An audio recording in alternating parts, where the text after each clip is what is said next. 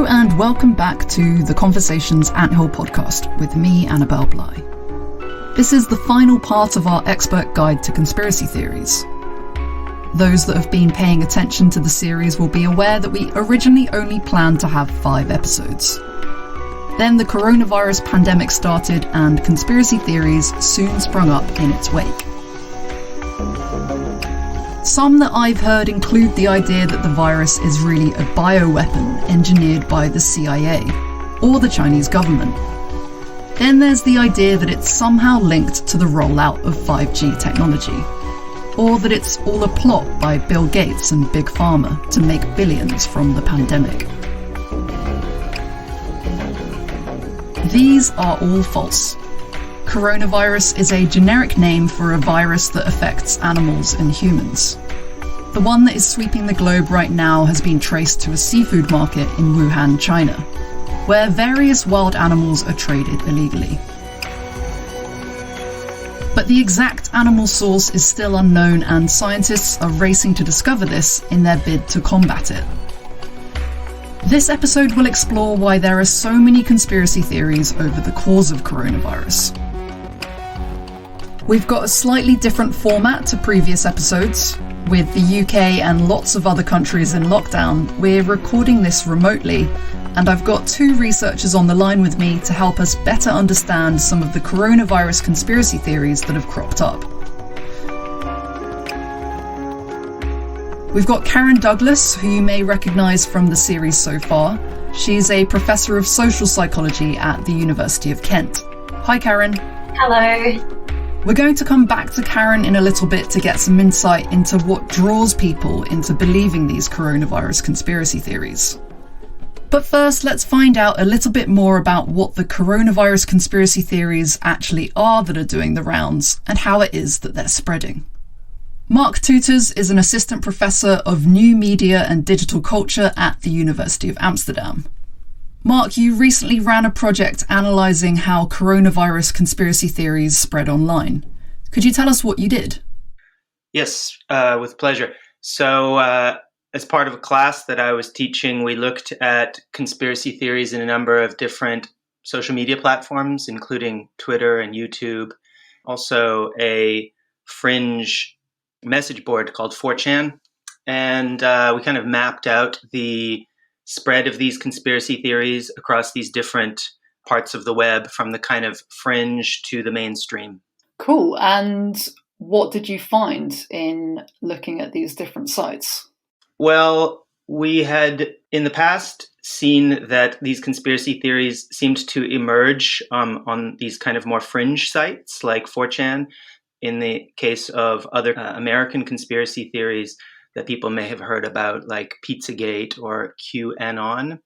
But in this case, we found the conspiracy theory to have sort of incubated more rapidly and sort of more generally across a number of platforms, including on YouTube.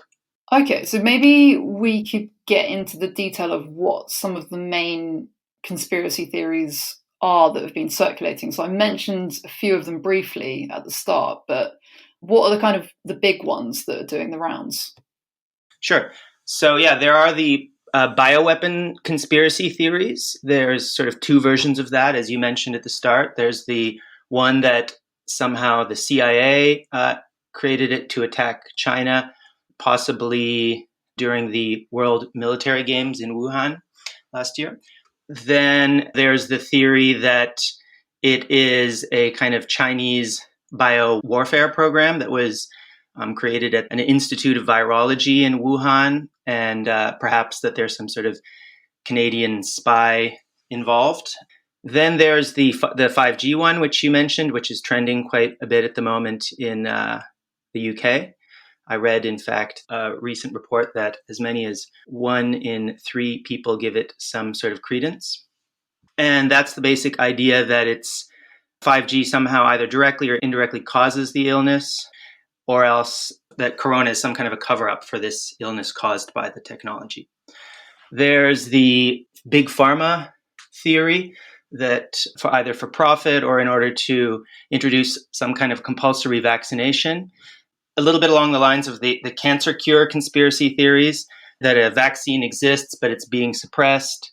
And there's evidence that's offered for this, including, for example, a pandemic simulation that was conducted by Johns Hopkins and the Gates Foundation last year. And this kind of relates to some anti-vax conspiracy theories as well, and also kind of ties into these various sort of snake oil cures that you see pushed in various parts of the web. And behind that conspiracy is the idea of these elite puppet masters. So there's the Gates Foundation, there's the Pirbright Foundation, there's Soros as the kind of masterminds.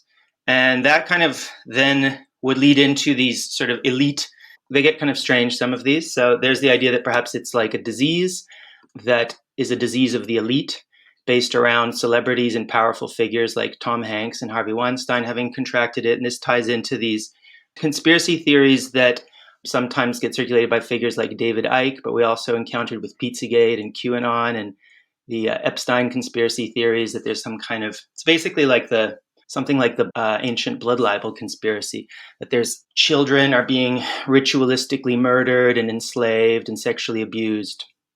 And there's some quite strange variations on that. Then there's the basic deep state conspiracy theories, that it's a conspiracy against the sort of populist nationalist leader. So you could say that that was initially Trump's position, that it was all a big hoax. Bolsonaro continues to take that line. The right-wing media in the States promoted that one for quite a while, that it's just a flu, that it's a liberal media hoax that's blowing it all out of proportions, just part of the strategy of the kind of right populist strategy to take the media as the opposition. Then there's kind of variations on that. They get more extreme. So then there's the idea that it is a deep state coup to bring about population control. So you see people sharing like the hashtag film your hospital. And this is kind of connected to the idea that it's the crisis actor conspiracy theories, that it's all kind of staged. And in fact, what is going on with these hospitals is that they're camps that are intended to lock up undesirables, which actually resembles plots from video games and some movies as well. And people have been motivated to take action around this. And then there's the kind of even more extreme version of that, which is explicitly anti-Semitic. And this had already been kind of cooking on these message boards. And the idea is that the response to this kind of anti-Semitic elite conspiracy is, in fact, to instigate a second civil war. So a whole bunch of memes around that have exploded. And indeed, there's been a lot of conspiracy activity around COVID since already back in January. And that's kind of spread. There are kind of vernacular terms for that. We've seen those spread from the fringe to the mainstream. So that was the kind of main ones, right? Yeah, there's one more, actually. So there's a kind of a cognitive dissonance that sort of took hold when Trump changed his position. When the WHO declared that it was a pandemic, people then had to sort of reinterpret the presence of the military as perhaps a sign that Trump was actually kind of taking command of the military in a coup to actually root out corruption by deep state actors and so forth. So this theory sort of builds on the QAnon theory, which is a kind of an upside down reading of various events, including the Mueller investigation, that in fact Trump was in league with various kinds of figures like this kind of commando who is getting rid of the corruption. They refer to that as the storm. And that's pretty much it. There's also sort of general conspiracies that it's a cover-up. So, for example, that the Chinese are hiding the true numbers. But that pretty much sums up the scope of the various conspiracy theories as far as I see them. Just a few then? Yeah, just a few. And I mean, and lots of them draw on themes that we've heard throughout the series so far, whether that's anti-Semitism, big pharma, this whole idea of cover-ups and evil actors behind the scenes. What I'm quite interested to hear more about is whether or not different conspiracy theories are more popular on different platforms. Because you mentioned hashtags are one of them, but have you seen different conspiracy theories on different platforms? Yes, the platforms that we looked at, we saw these conspiracy theories pretty much evenly distributed, actually, with the exception of the 5G conspiracy theory, which seemed to be mostly focused on Twitter.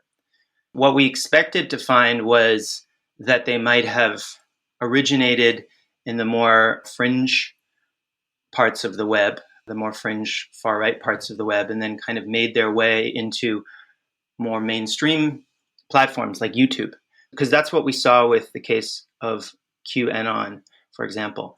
But it seems that like a number of these, there's these sort of conspiracy theory entrepreneurs that set up shop around the QAnon theory, and many of them have YouTube channels. And so then they kind of pivoted to promoting various versions of these theories. So they already had a kind of an audience on YouTube. They were already established there.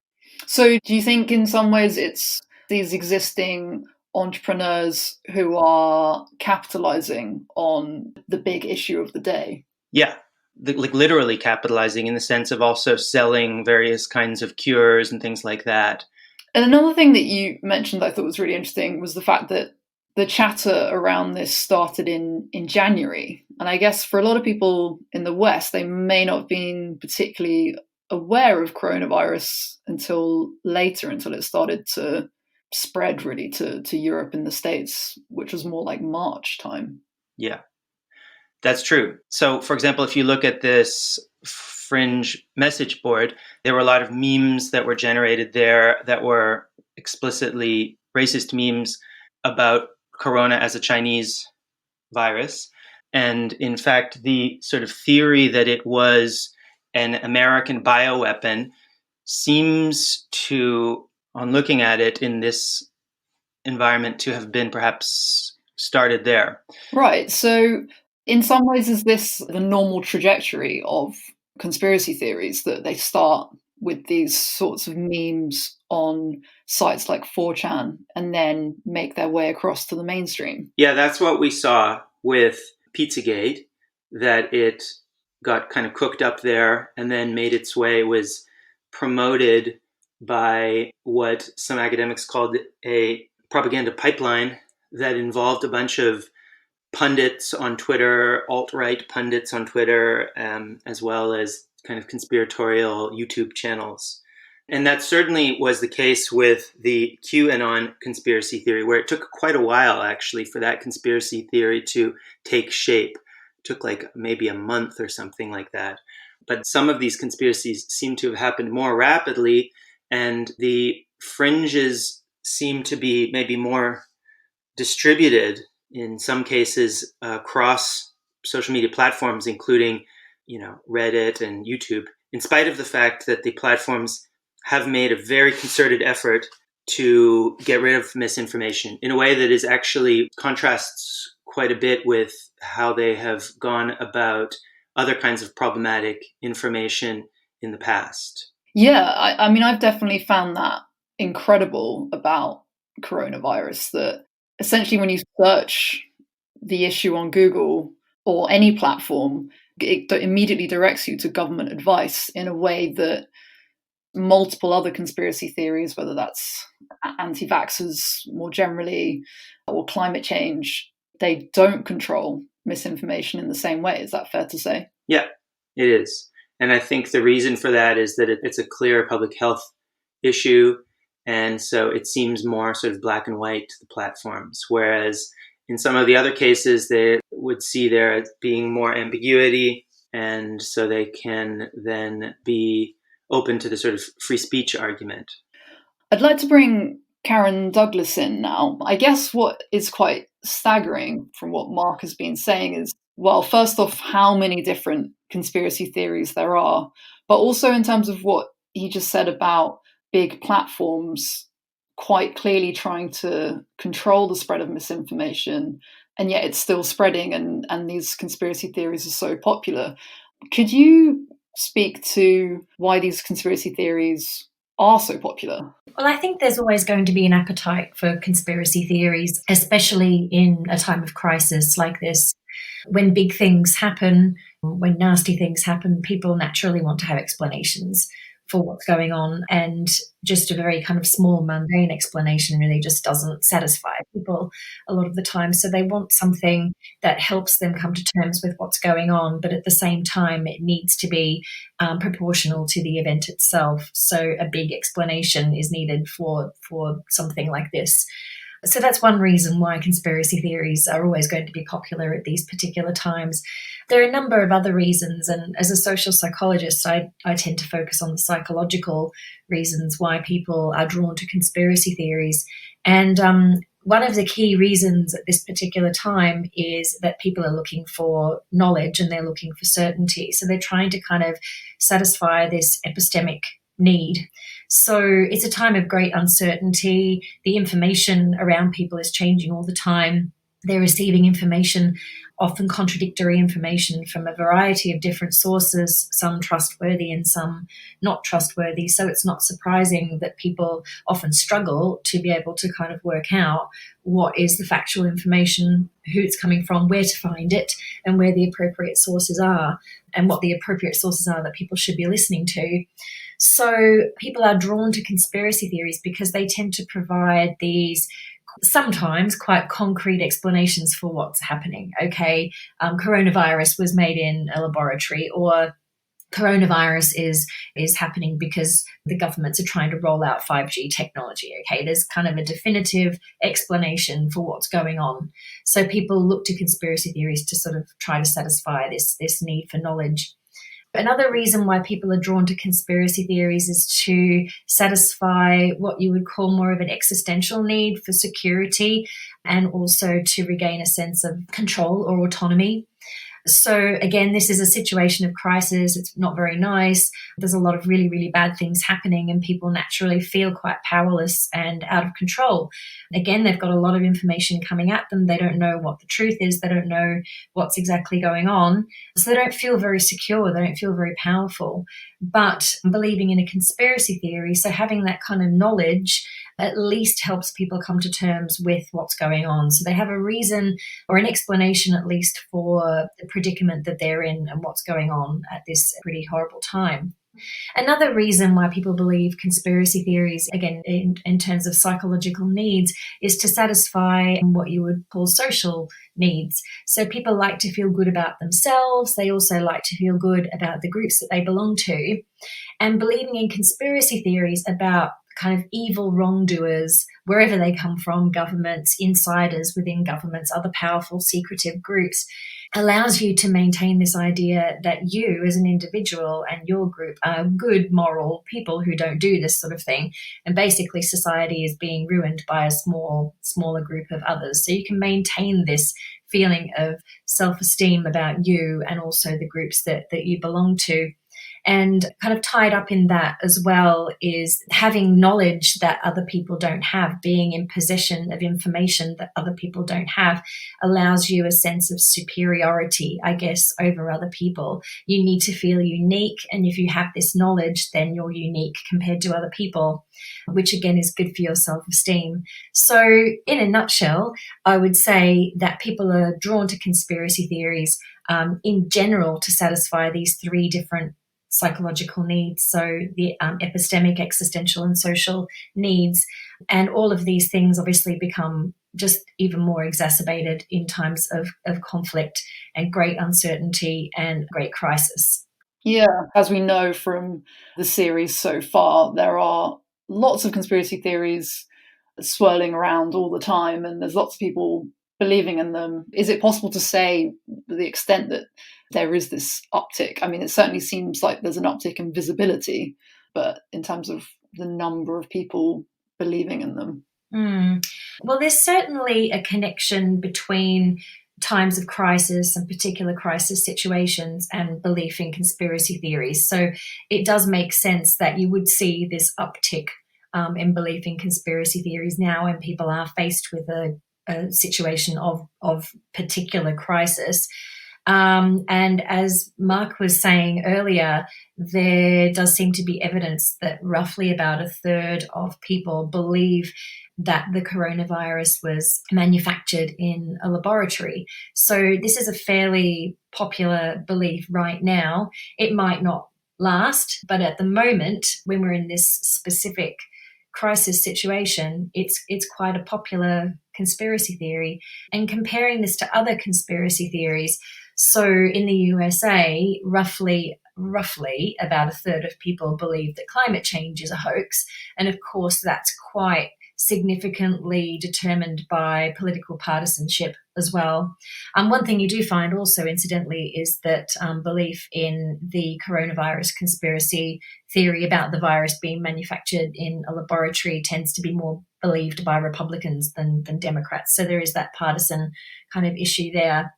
But back to the idea of comparing it to other conspiracy theories, you find that with the exception of climate change, other conspiracy beliefs tend to be much lower amongst the population. So, say, belief in alien moon landings being covered up, the belief that the AIDS virus was manufactured in a laboratory, and various other conspiracy theories tend to have much lower levels of belief. So I think that we are finding this particular uptick or spike in conspiracy belief about this situation because it's in the here and now. It's particularly salient. It's relevant to everybody as well. It's not just a small handful of people or people in a particular country or members of a particular group. It affects everybody. And is there anything that we can say about the sort of timeline of how these conspiracy theories have emerged so quickly, as Mark was saying? And does that tell us anything about how long this particular conspiracy theory is likely to last? I'm not sure, to be honest. I think that in most situations, these conspiracy theories do emerge very, very quickly. You find that sometimes even within minutes of something happening, you will see, if you go onto Twitter, you will see conspiracy theories surfacing straight away. It's difficult to predict exactly what they're going to be about. I think that the 5G connection was probably going to be fairly predictable given the opposition to 5G. Oh, really? That kind of caught me unawares. To me, it didn't, to be honest, because I think there's been such opposition to 5G for a long, long time, and in particular, the health implications or perceived health implications of introducing 5G. I felt it was only a matter of time until people started making that connection between this current health crisis and 5G technology. I mean, I guess I wouldn't have predicted the scale of it and also some of the consequences in terms of engineers being abused and phone masts being vandalized. But I think that at least amongst fringe communities, I would have expected that conspiracy theory. Yeah. And I was keen to ask you both, but maybe I'll start with you, Karen, about the sort of the levels of danger involved in conspiracy theories, but also related to that, the different levels of belief. So the extent that some people engage with conspiracy theories to fulfill the various psychological needs that you talked about, but others are sort of hardline believers and are willing to act upon those beliefs. Is there any research around that we can apply here? Yeah, most definitely. This kind of research, in terms of psychology at least, is still relatively new, but we are learning quite a lot more about what some of the consequences of believing in conspiracy theories are, and also what the consequences of being exposed to conspiracy theories are. So I'm sure you would have had a conversation with Daniel Jolly a little while ago about the consequences of anti-vax conspiracy theories and climate change conspiracy theories. So in some of the research that we've done on those particular topics, we've found that exposing people to these conspiracy narratives makes people less likely to want to engage with the behaviors. So if you expose, for example, people to anti-vax conspiracy theories, then they're much less likely to want to have a fictitious child vaccinated. And also there's a relationship between belief in anti-vax conspiracy theories and the intention to engage in vaccination behavior later. And the same goes for climate change. People are much less likely to want to engage in behaviors that would enable them to reduce their carbon footprint if they believe in climate change conspiracy theories, or even if they're just exposed to the very idea that climate change is a hoax. And the reasons why you find these sorts of connections is because the conspiracy theories make people feel less powerful, like they feel like there's a situation that's happening and they can't really do anything about it. So in other words, if powerful people are controlling things behind the scenes, then there's absolutely no point in people getting engaged and doing these things.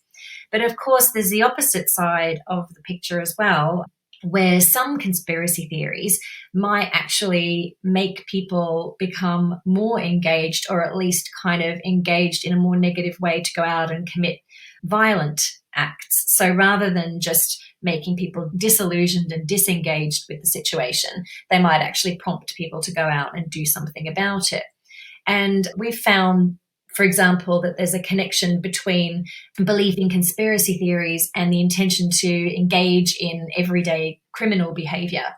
And the logic there is that if they think that other people are conspiring and doing negative things behind the scenes, then why shouldn't they do some of these things as well? So we're not talking about like going out and murdering people or committing other, acts of terrorism or anything like that. We're talking about very low level things, but nevertheless, they might make people more likely to take action.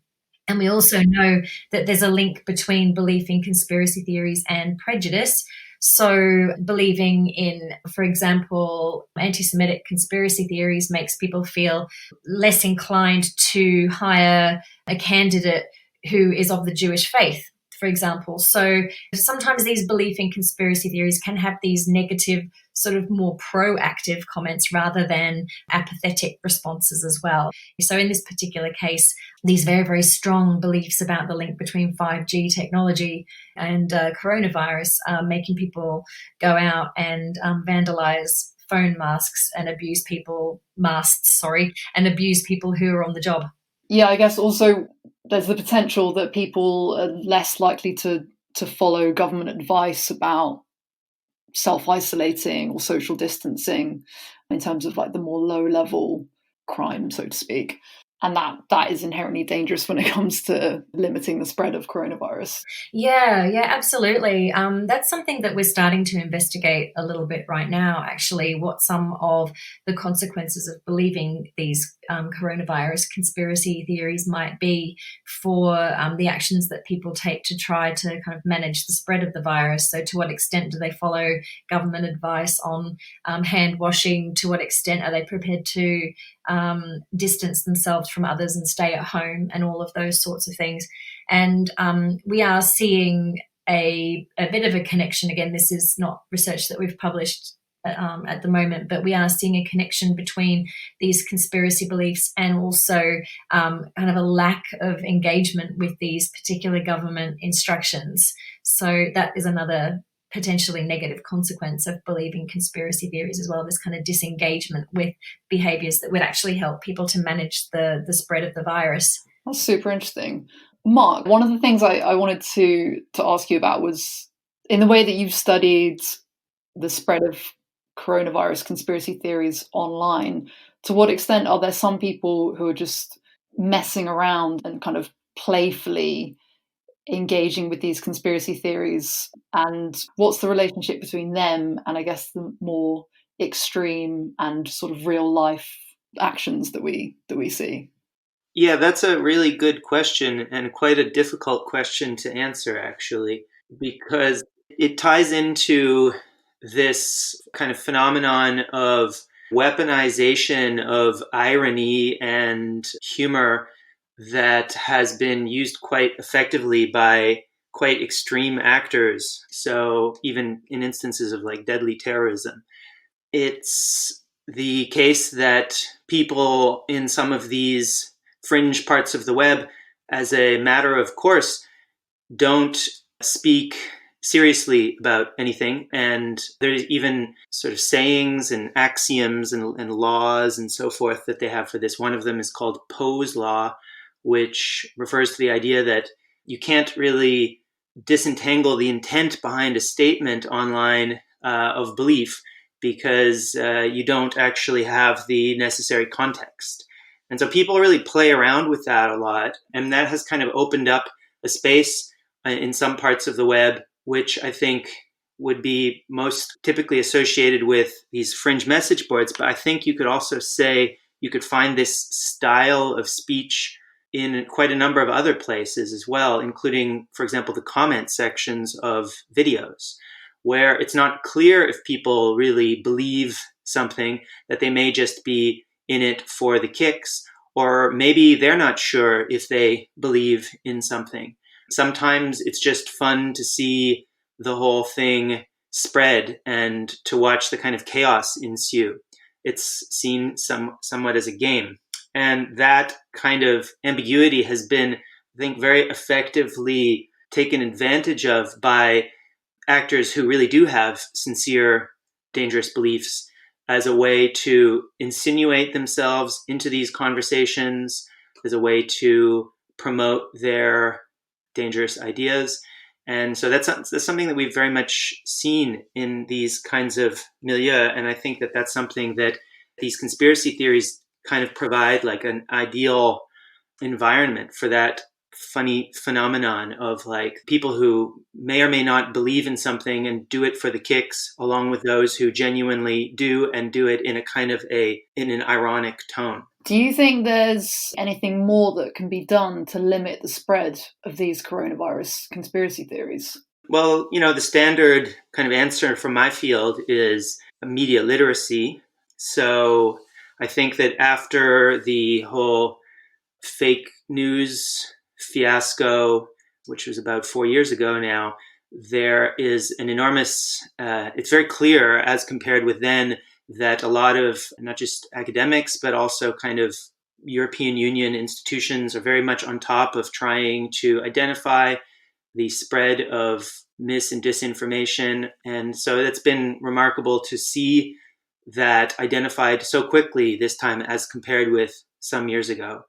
But on the individual level, I think that whereas the platforms have done a pretty good job or are doing a good job in removing some of this problematic content, as, for example, even by contrast with how they were doing it a year ago, where in the case of YouTube, for example, they would wait until there was some bad press and then they would just do a big kind of purge. Now it seems like they're constantly pruning. Nevertheless, there are all kinds of these closed groups. There are things like WhatsApp that are essentially much more private. There are all these kind of alt tech sites like Telegram, whose basic policy is that they only remove content if they are required to do so by law. And those places all don't have the same network effect that the big platforms would, so that it's less likely that something's going to explode as it has in the past. But as we're seeing now, in spite of all of those efforts, these things are nevertheless exploding. I guess you could say that this is a very, very unusual situation. That's quite obvious. I suppose that it's, as I say, just to come back to the first point, media literacy involves looking at the sources. Is it legitimate? Are the claims seemingly reasonable? And just, using some kind of critical judgment in these things. That's really interesting because I know Karen has done a study on the kind of concept of inoculating people against misinformation. I don't know if Karen, you wanted to just quickly say to finish off a bit about your study in terms of anti-vaxxers and inoculation. So, we were interested in how to basically stop the influence of anti-vax conspiracy theories. So we know that they have an influence on whether or not people intend to vaccinate.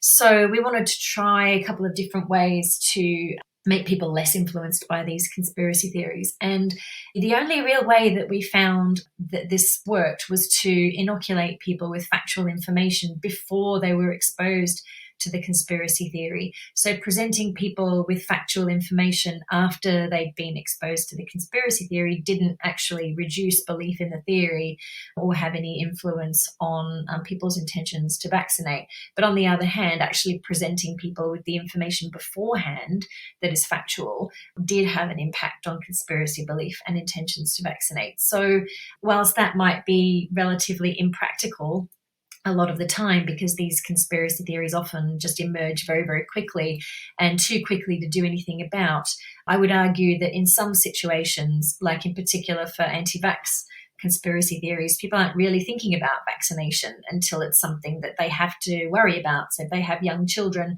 it's not something they think about until then. So there might still be the possibility to intervene on these sorts of beliefs when they're things that people haven't really been thinking about. So inoculation can work.